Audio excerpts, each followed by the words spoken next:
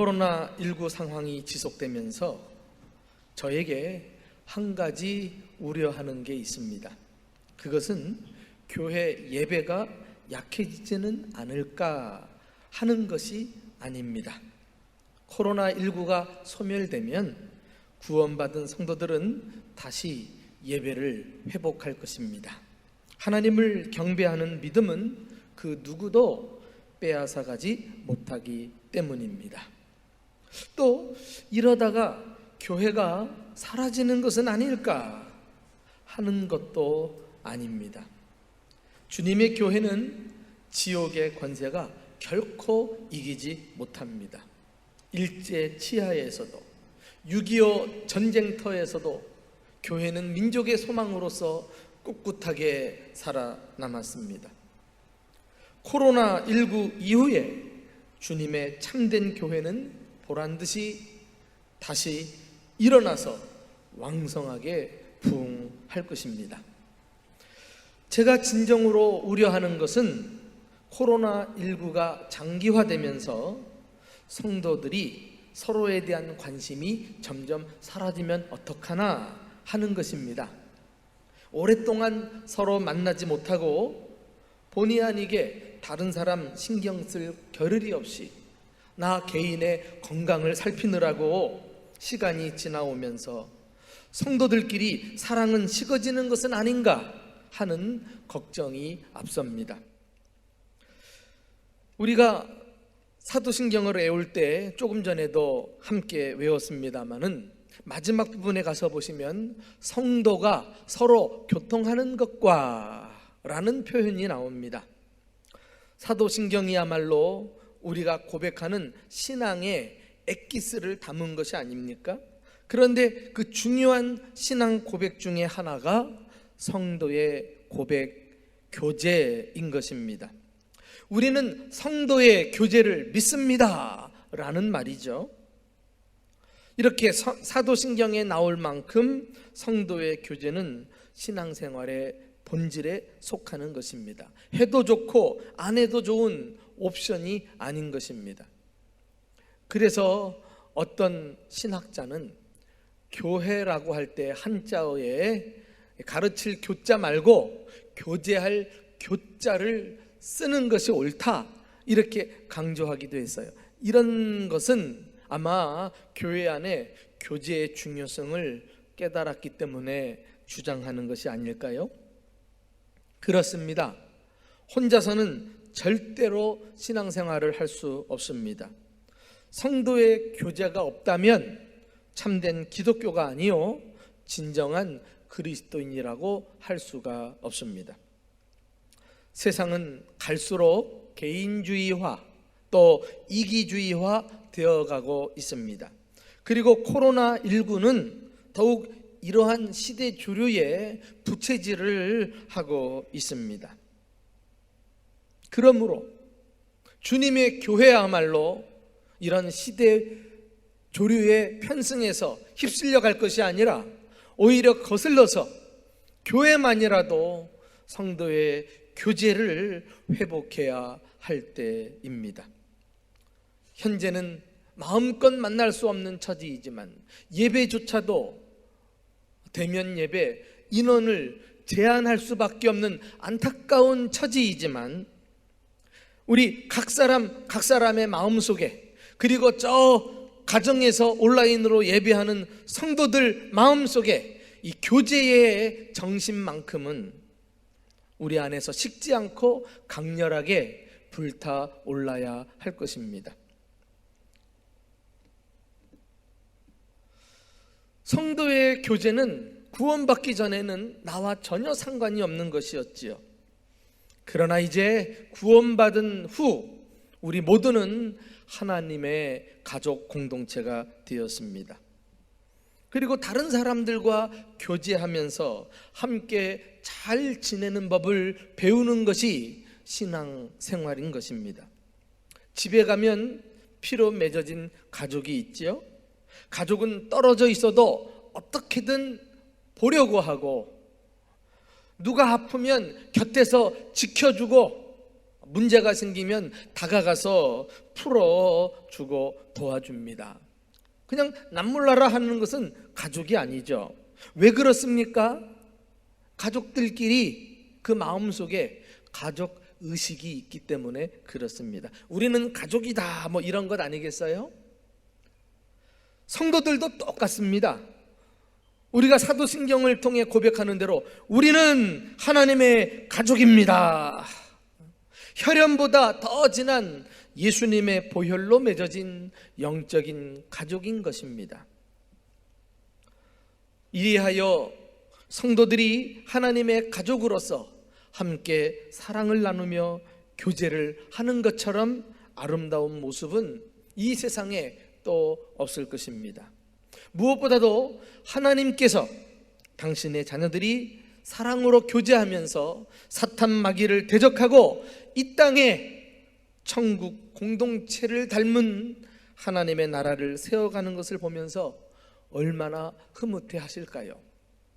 그 하나님의 흐뭇해 하시는 마음이 잘 표현된 성경 구절이 있는데 바로 시편 133편 1절입니다. 우리 다 같이 한 목소리로 읽어보실까요? 자, 시작.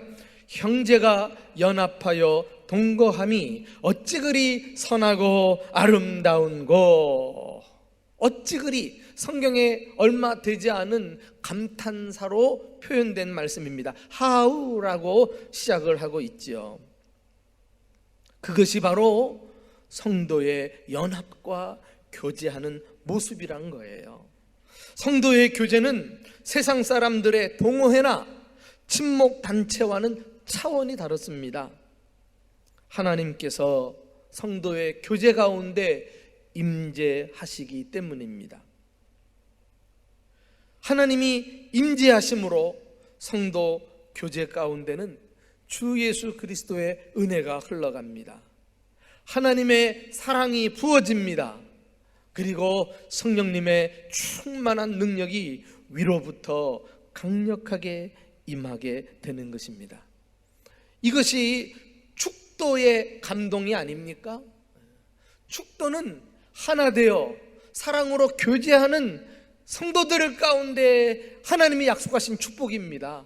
마음들이 나누어져 있고 그리고 서로 다투고 분쟁하는 곳에서는 모였으나 축복해도 그것이 해당이 되지 않을 것입니다. 오직 사랑으로 서로 교제하는 성도의 모임 가운데 이 하나님의 축복을 경험할 수 있으며 오직 교회에서 성도들의 교제를 통해서만 누릴 수 있는 축복입니다. 오늘 본문에는 아름다운 성도의 교제가 나옵니다. 바로 데살로니가 교회 성도들의 교제입니다. 그들의 교제는 저절로 된 것이 아니었어요. 목회자인 바울이 앞장섰고 그 다음 성도들이 힘을 모아서 함께 노력한 결과였습니다. 그들의 교제야말로 오늘날의 교회들이 본받고 회복해야 할 아름다운 모습입니다. 본문을 통해서 성도의 교제에 대한 몇 가지 교훈을 함께 나누고자 합니다. 첫째로, 성도들이 교제하기 위해서는 적극적으로 힘을 써야 한다는 것입니다.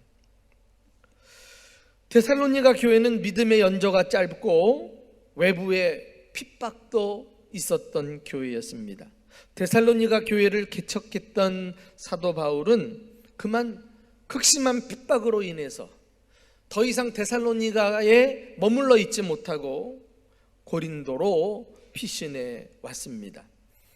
그런데 바울이 고린도에 와 있었지만은 믿음의 연조가 짧은 데살로니가 교회를 생각하면서 하루하루 마음이 편할 날이 없었어요. 믿음의 연조가 짧은 교회가 그 혼란과 핍박 속에 믿음을 지켜낼 수 있을까? 이것이 떠나지 않는 그의 근심이었습니다. 그래서 바울은 자기 몸 하나 보존할 생각을 하지 않고 다시 그 핍박이 일어나고 있는 데살로니가 교회를 돌아보기 위해서 방문할 기회를 얻기 위해 노력하고 있는 모습이 나옵니다. 자, 우리 한번 그 대목을 함께 읽어볼까요? 17절 말씀입니다. 자, 시작. 형제들아, 우리가 잠시 너희를 떠난 것은 얼굴이요 마음이 아니니 너희 얼굴 보기를 열정으로 더욱 힘썼노라. 여러분 이거 아십니까? 몸은 2m 거리 두고 마음은 거리 두지 않기 하는 표 읽어보았죠. 이게 다 이 구절에서 나온 거예요. 형제들아, 우리가 잠시 너희를 떠난 것은, 내가 2부 예배 시간에 이 구절을 읽는데 마음이 그냥 짠한 감동이 오더라고요.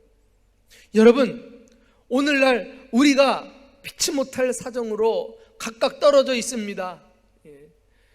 이 예배당에 와서 예배 드리지 못하는 안타까운 사연을 가지고 지금 가정에서 예배 드리는 성도들도 있습니다.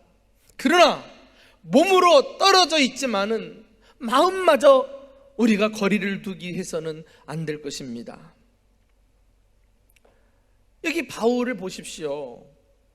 그는 고린도에 홀로 와서 머물고 있었지만 그 마음은 데살로니가 교회 성도들과 늘 함께였다고 말씀합니다. 마음만 있었던 것이 아니었죠. 얼마나 성도들을 사랑했는지 그들과 교제하기 위해서 힘썼다. 여기 너희 얼굴을 보기를 열정으로 더욱 힘썼노라. 성도의 교제는 그냥 구호로만 외치고 가만히 있으면 안 돼요. 정말 내가 교제를 할 수 있도록 노력하고 힘쓰고 먼저 어떻게 하든지 다가가려고 노력할 때 가능한 것입니다. 이렇게 고백한 사도 바울은 평소 데살로니가 교회에 있을 때 어떤 자세로 사역을 했을까요? 틀림없이 그는 성도들을 사랑하는 마음으로 대했을 것이에요. 그 내용이 우리가 읽진 않았습니다만 앞 구절에 7절, 8절에 나와 있습니다. 우리 한번 다 같이 함께 들여다보실까요? 자, 시작. 우리는 그리스도의 사도로서 마땅히 권위를 주장할 수 있으나 도리어 너희 가운데서 유순한 자가 되어 유모가 자기 자녀를 기름과 같이 하였으니 우리가 이같이 너희를 사모하여 하나님의 복음뿐 아니라 우리의 목숨까지도 너희에게 주기를 기뻐함은 너희가 우리의 사랑하는 자 됨이라 그랬어요. 사도 바울이 누구입니까? 그 누구도 타의 추종을 불허하는 출중한 위대한 사도 아닙니까? 그럼에도 불구하고 그는 나는 사도로서 권위를 주장하고 목회할 수 있지만은 그렇게 하지 않았다는 거예요. 오히려 그 반대로 낮은 자세로 마치 유모와 같이, 유모는 어머니를 가리키는데 자기 자녀를 기름과 같이 했다. 여러분, 어머니는 어떤 존재입니까? 자녀를 위해서 유일하게 목숨을 내놓을 줄 아는 사람 아니에요? 그러니까 바울이 이렇게 고백한 것은 고린도 교회를 위해서 희생을 무릅쓰고 사랑을 쏟아부으면서 성도들을 대했다는 것 아닙니까? 자, 이것을 보면 집이든지 공동체든지 교회든지 그 윗사람이 아랫사람에게 사랑을 먼저 흘려보내는 것이 순서인 것 같아요. 이것을 우리는 내리사랑이라고 하잖아요. 우리는 자꾸 자녀들에게 효도를 강요하는데 원리 효도 이전에 부모들이 먼저 사랑을 쏟아부으면 그 사랑에 감동을 경험한 자녀들이 효도하게 돼 있어요. 교회도 마찬가지입니다. 하나님께서 참 목회를 하는 저 자신에게 이 사도 바울의 이 고백이 날 마음에 깃전을 때리고 마음을 사로잡아요. 참 얼마나 많은 교회 성도들이 이 목회자의 그 권위주의 때문에 상처를 받고 시험 들고 교회가 문제에 휘말리는 그 중심에 그 목회자가 있는 거 제가 알아요. 그 목회자가 사도 바울처럼 그거 내려놓는다고 목회자가 아닌가? 더 존경받을 텐데 자기 스스로 권위를 인정받으려고 하니까 교회가 하나님의 교회가 아니라 사람의 교회로 전락해버리고 마는 거예요. 그런데 목회자뿐만 아니죠. 우리 교회들마다 직분을 받은 중직자들이 있습니다. 목회자와 함께 모든 중직자들이 성도들을 내리 사랑하셔야 돼요. 하나님이 우리에게 주신 직분은 목에 힘주라고, 성도들 위해 군림하라고 주신 직분이 아니거든요. 세상은 그게 가능하지만 교회 직분은 그걸 받아서 가장 낮은 자리에서 성도들 떠받들어 주라고, 성도들 섬기려고, 유모처럼 어머니처럼 희생하면서 사랑하라고, 그래서 직분 주신 거예요. 이거 꼭 기억하세요. 직분 받았는데 나의 직분만큼 누가 대접 안 해준다고? 그런 수준으로 살아가면 안 됩니다. 혹 우리 가운데요, 직분 받았는데 장로요, 안수집사요, 권사님인데 목에 힘주고 자꾸 권위를 내세우려고 한다? 그런 분들이 있으면 나한테 신고해요. 신고해. 내가 데려다가 다시 그냥 귀에 못이 박이도록 훈련하고 가르칠 테니까. 혹이라도 나는 그래도 교회 안에서 높은 직분을 가지고 있다라고 생각하는 사람이 있다면 그것은 위에서부터 세우는 서열이 아니라 밑에서부터 가장 낮은 데로 내려가라는 서열이에요. 그걸 아셔야 돼. 그렇게 해서 성도들에게 사랑을 흘려보내고 섬기고 희생하는 법을 보여주면 거기서부터 성도의 교제가 시작이 되는 거예요. 그러면 데살로니가 교회 성도들은 바울과 지도자들의 섬김만 받고 가만히 있었는가? 그렇지 않아요. 그들은 바울의 가르침을 어떻게 받아들였을까요? 그 다음 구절 13절 말씀을 함께 좀 읽어보실까요? 자, 시작. 이러므로 우리가 하나님께 끊임없이 감사함은 너희가 우리에게 들은 바 하나님의 말씀을 받을 때에 사람의 말로 받지 아니하고 하나님의 말씀으로 받음이니 진실로 그러하도다. 이 말씀이 또한 너희 믿는 자 가운데서 역사하느니라. 할렐루야. 성도의 교제는 한편의 노력으로만 되지 않습니다. 함께 노력해야 돼요. 목회자도 중직자도 그리고 성도들도 함께 힘을 써야 합니다. 데살로니가 교회는 어머니의 마음을 가지고 사랑으로 섬기고 희생한 지도자들이 있었고 또 바울의 가르침을 잘 따르고 순종한 성도들이 있었다는 거 아닙니까? 특히 그들은 오늘 말씀에 의하면 바울의 설교를 사람의 말로 듣지 아니하고 하나님의 말씀으로 받았다. 얼마나 귀한 믿음입니까? 우리가 믿음이 성장한다고 할 때 무슨 방법으로 성장할까요?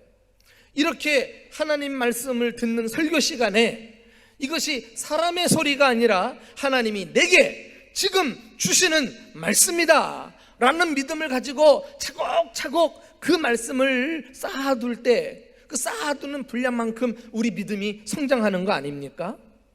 이 시간이 매우 중요한 것입니다. 이 시간을 사람의 모습만 보고 그 설교를 귀하게 여기지 않는다면 믿음이 성장하는 기회를 다 놓치고 마는 것이에요.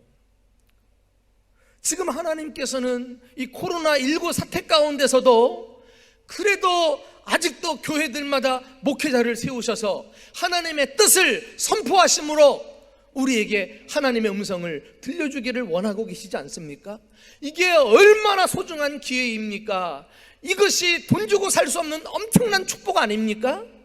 정말 재앙의 때는 이 축복마저도 하나님이 거두어 가셔요. 주님의 음성을 듣고 싶어도 듣지 못할 때가 온다니까. 그러니 아직 주님이 우리를 긍휼히 여기셔서 목회자를 통해 대언케 하시는 말씀을 그냥 한 사람의 개인적인 말로 듣지 말고 나를 위해서 내게 필요한 말씀을 지금 주고 계신다.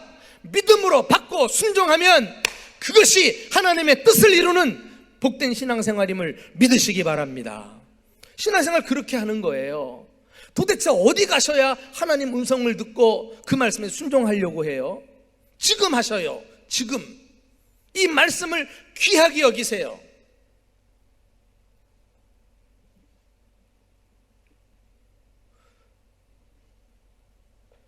알고 보니까 데살로니가 교회는 목회자도 성도들도 함께 교제에 힘썼는데 이것이 가능하기까지는 먼저 말씀의 교제가 서로 간에 있었던 것을 볼 수가 있습니다.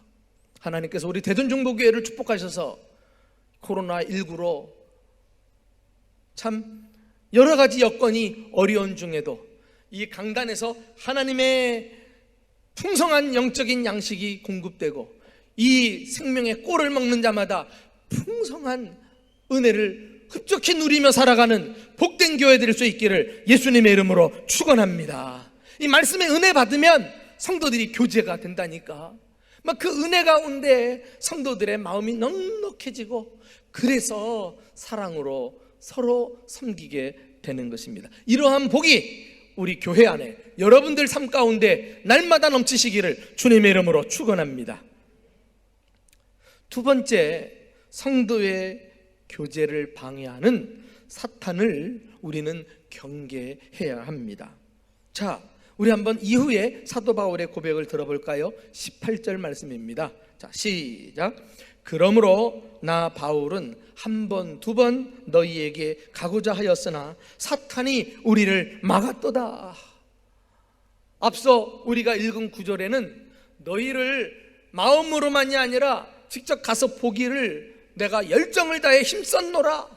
그리고 정말 속히 데살로니가 교회에 찾아가려고 계속 노력했다는 거 아니에요? 그런데 어쩐 일인지 갈 때마다 길이 막혀요. 여건이 좋질 않아요. 그래 사도 바울은 이것을 가르쳐서 사탄이 우리를 막았도다, 이렇게 표현하고 있는 것을 보게 됩니다. 이것을 보면은 성도의 교제를 우리의 의도하고는 다르게 방해하고 가로막는 사탄의 역사가 있다는 사실을 깨닫게 되어요. 꼭 기억하십시오. 교회가 하나 되어 사랑으로 교제하는 것은 분명히 하나님의 역사입니다. 믿으십니까 여러분? 그러나 반대로 하나됨을 깨트리고 성도의 교제를 방해하는 것은 그 명분이 아무리 옳다고 해도 사탄의 역사라는 사실을 꼭 아십시오. 너희에게 가고자 하였으나 사탄이 우리를 막았도다.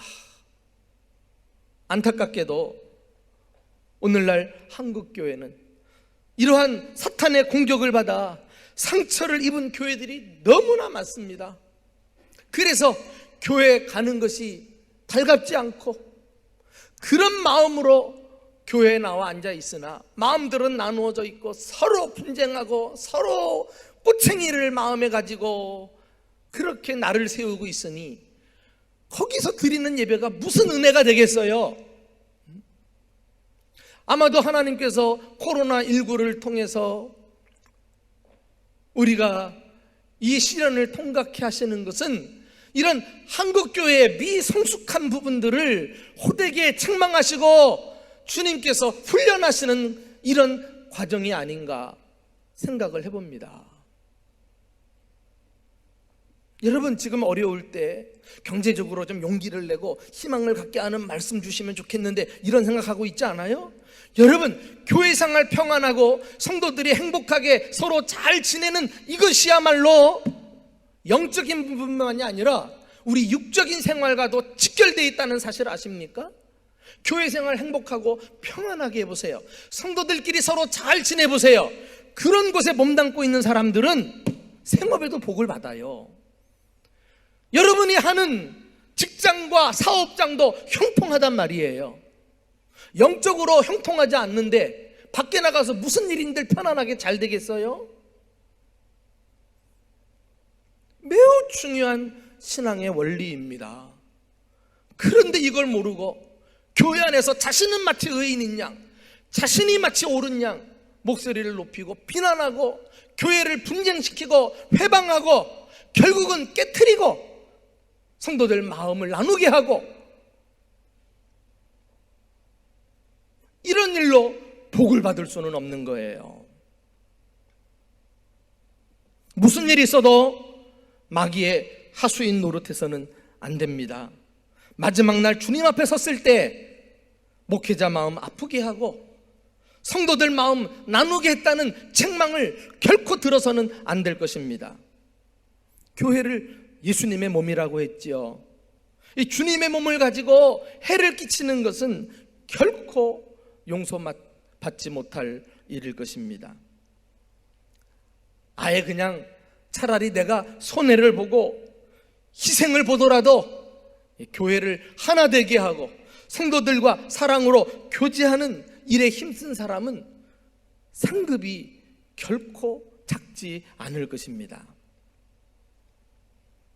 성경은 신앙생활 할 때 성도들의 교제에 대해서 곳곳에서 그 중요성을 열거하고 있는데 대표적으로 이 구절을 인용하지 않을 수 없죠. 우리 히브리서 10장 24절 25절 한 목소리로 읽어보실까요? 자, 시작. 서로 돌아보아 사랑과 선행을 격려하며 모이기를 패하는 어떤 사람들의 습관과 같이 하지 말고 오직 권하여 그날이 가까움을 볼수록 더욱 그리하자. 여러분, 그날이 가까이 오면 볼수록 주님이 다시 오실 때가 될수록 사탄 마귀는 자기 때가 얼마 남지 않은 줄 알고 최후 발악을 하는데 성도들의 관계를 깨뜨리고 교회를 파괴하는 게 그 목적이라니까. 그러니까 모이기를 패하는 사람들이 있어요. 그러나 반대로 서로 돌아보아 사랑과 선행을 격려하는 사람들이 있고요. 이 구절은 성도의 교제를 위해서 해야 할 것과 하지 말아야 할 것을 분명히 언급하고 있지 않습니까? 근데 가만히 보니까 이것은 완전히 습관이에요. 습관. 성도의 교제를 위해서는 나쁜 습관을 버리고 성도를 견고하게 하나 되게 하는 좋은 습관을 몸에 간직할 필요가 있습니다. 서로 돌아보아 사랑과 선행을 격려한다. 얼마나 좋은 습관입니까? 볼 때마다 좋은 말로 서로 축복하는 거예요.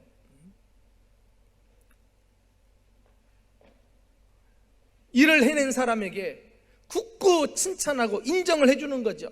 혹 허물과 실수가 드러났을 때 용납하고 그리고 허물을 덮어줄 줄 아는 거, 이거요 습관이더라고. 습관.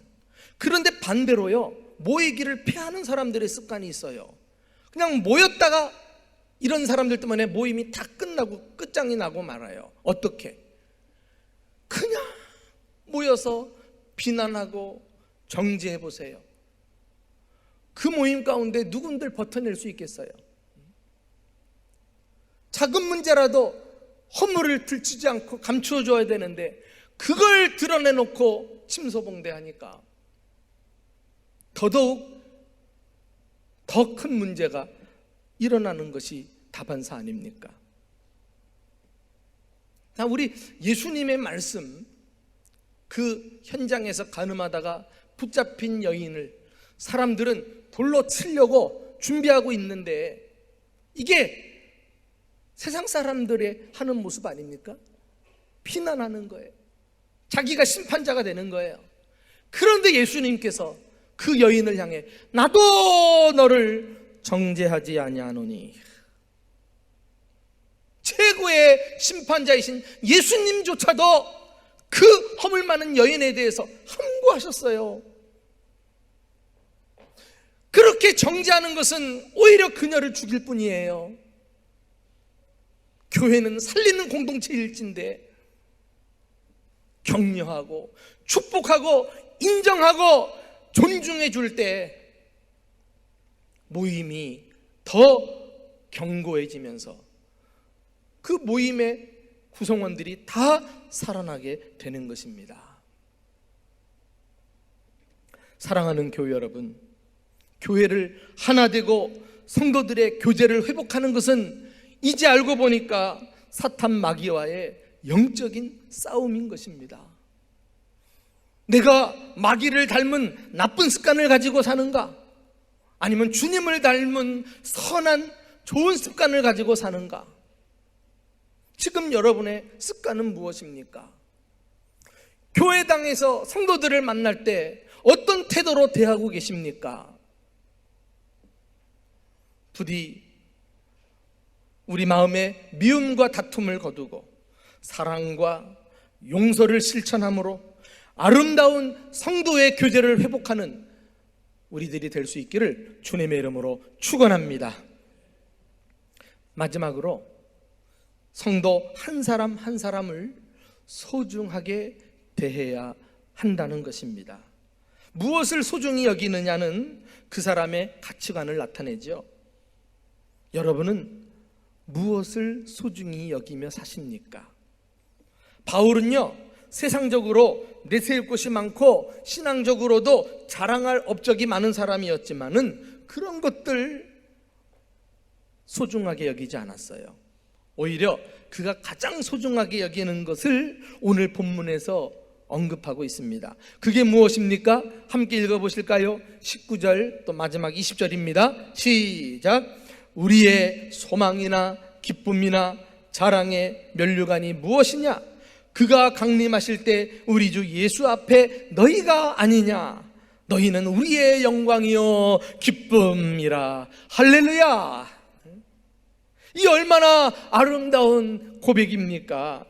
여러분은 나의 소망, 나의 기쁨, 나의 영광, 자랑의 면류관입니다.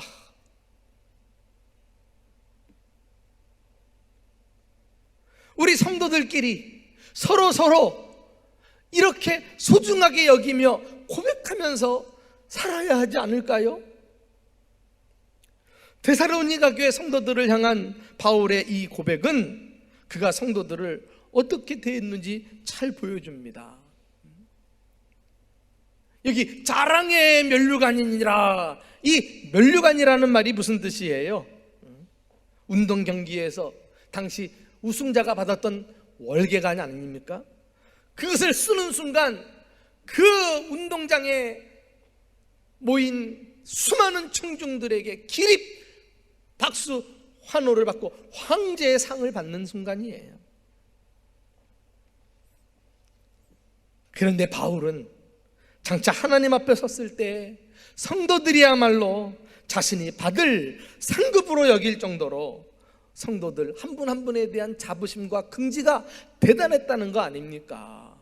우리가 이런 마음을 가지고 살면 내 눈앞에 있는 사람들을 어떻게 함부로 대할 수 있으리요? 내 면류관이 될 사람들인데, 내 영광인데, 나의 삶의 의미요 기쁨이요 소망인데 어떻게 그런 사람들을 저주할 수 있으며 함부로 대할 수 있으며 말로 상처를 줄 수 있습니까?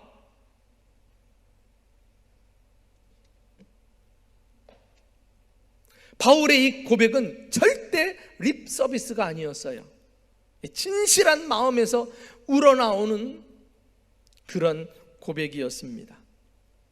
성도 한 사람 한 사람의 가치를 높여서 표현한 것 아닐까요? 우리가 이것을 좀 본받았으면 좋겠어요. 이렇게 한 사람 한 사람의 가치를 소중히 여길 때 서로 존중하면서 진정한 성도의 교제가 시작이 되는 것입니다. 여러분, 어떻게 사도 바울은 이런 일이 가능했을까요? 사실 사도 바울은 처음부터 성도를 소중히 여겼던 사람은 아니에요. 그는 예수 믿기 전에 오히려 성도들을 괴롭히고 핍박하고 죽이기까지 한 사람입니다. 그러나 바울은 예수를 믿고 인생관이 완전히 달라졌고 사람을 대하는 태도도 새롭게 변했다는 거 아십니까? 우리가 예수를 제대로 믿으면, 신앙생활을 옳게 하면 하나님과의 관계뿐만 아니라 옆에 있는 사람과의 관계가 달라집니다. 저는 이 비밀을 아는 목회자로서 성도들끼리 서로 잘 못 지내는 사람의 신앙을 인정할 수 없어요. 그건 믿음이 아니죠. 틀림없이. 하나님도 야, 너는 저 사람을 함부로 대하고 나한테만 영광을 돌리는구나, 잘한다, 이렇게 말할 신이 아니에요. 오히려 나는 보이지 않지만 보이는 너 옆에 있는 사람들 사랑하는 것으로 나를 얼마나 잘 믿는지를 보여달라고 말하시는 분이십니다. 인간관계 너무너무 소중해요. 사람을 존중하고 배려하고 그를 용납하는 거, 이건 정말 중요한 신앙생활입니다. 어떻게 이런 일이 가능할까요? 바울이 예수를 믿고 달라진 게 하나 있어요. 자, 한번 읽어보실까요? 빌립보서 1장 8절입니다. 다 같이 시작. 내가 예수 그리스도의 심장으로 너희 무리를 얼마나 사모하는지 하나님이 내 증인이시니라. 바울은 자기 심장으로 사랑했다고 말하지 않아요. 인간의 심장은 아무리 사랑해도 이기적입니다. 조건적입니다. 계산적이에요. 딱 따져보고 야, 이거 나한테 손해가 될 것 같다 싶으면 뒤로 빠집니다. 그런데 예수 믿고 그 영적 심장 이식 수술이 일어난 거 아닙니까? 자기 심장을 뽑아내버리고 예수 그리스도의 심장을 갖다 붙여놓으니까 이제 성도들을 바라볼 때도 달리 사랑할 수 있는 거예요. 예수님의 마음은 어떤 마음이에요? 다른 사람을 위해서 자기 목숨 내어줄 정도로 계산하지 않고 무조건적으로 희생하며 사랑하는 그 마음 아닙니까? 예수 그리스도의 심장으로 오늘 이 말씀에 주님께서 능력을 주셔서 설교를 듣는 성도들마다 그 마음이 예수 그리스도의 심장으로 바뀌는 은혜가 있기를 주님의 이름으로 축원합니다.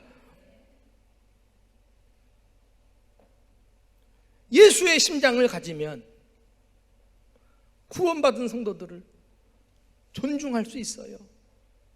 함부로 대하지 않고 예절 바르게 품격 있게 말할 수 있어요. 한 사람 한 사람을 생명 다루듯 소중하게 대해줄 수 있단 말이에요.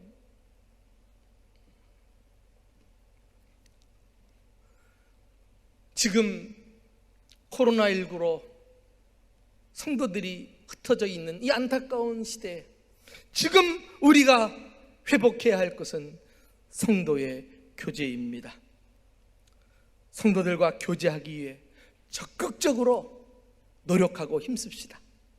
성도들의 교제를 방해하는 사탄의 계략을 경계합시다.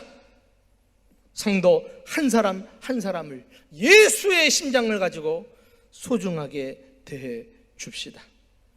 몸은 서로 떨어져 있지만 마음은 결코 떨어져서는 안 될 것입니다. 주님이 다시 모여 만나게 하실 때, 아니 떨어져 있는 중에라도 사랑의 안부를 묻고 문자로라도 사랑을 전하면서 성도의 교제를 더 탄탄하게 다져가는 우리 교회와 한국교회가 될 수 있기를 예수님의 이름으로 축원합니다.